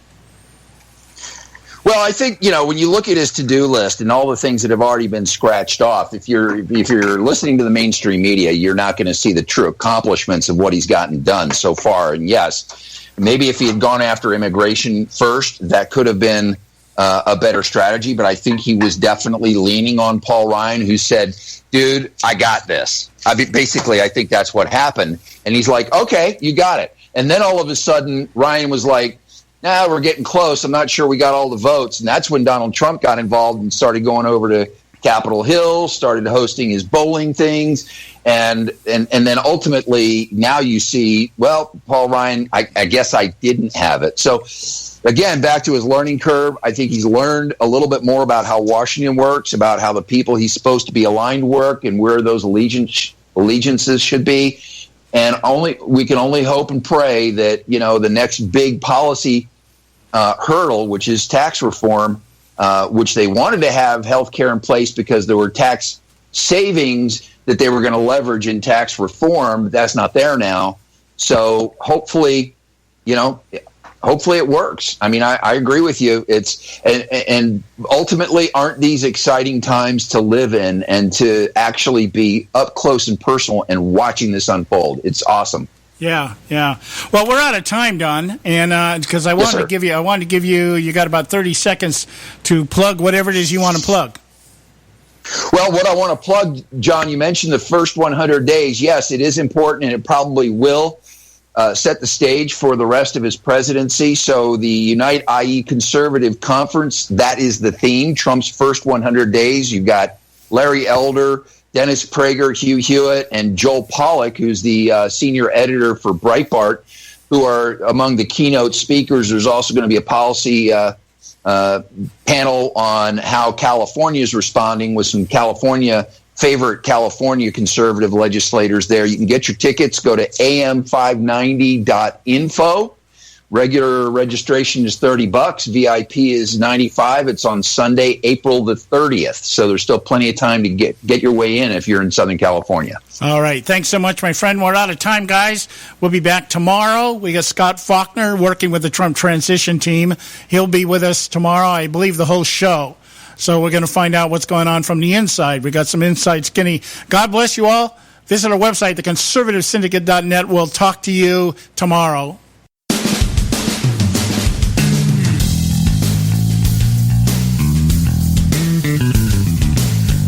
Thanks for tuning in to this edition of the Conservative Syndicate, the nationally acclaimed, globally syndicated, politically incorrect talk show that seeks to tear down the imaginary wall of separation between church and state. We want to make you aware you can find and access all our show archives at our website, theconservativesyndicate.net, as well as our broadcast stations and times. That's theconservativesyndicate.net. We so appreciate you taking the time to tune in, and we so look forward to continuing to bring you the best in uncompromised talk radio available on the net today. And remember, folks, it doesn't matter how many times you get knocked down in life. It only matters how many times you get up. I'm John Matthews, along with Joe Hako, signing off until next time right here at the Conservative Syndicate. God bless you, and may God continue to bless America.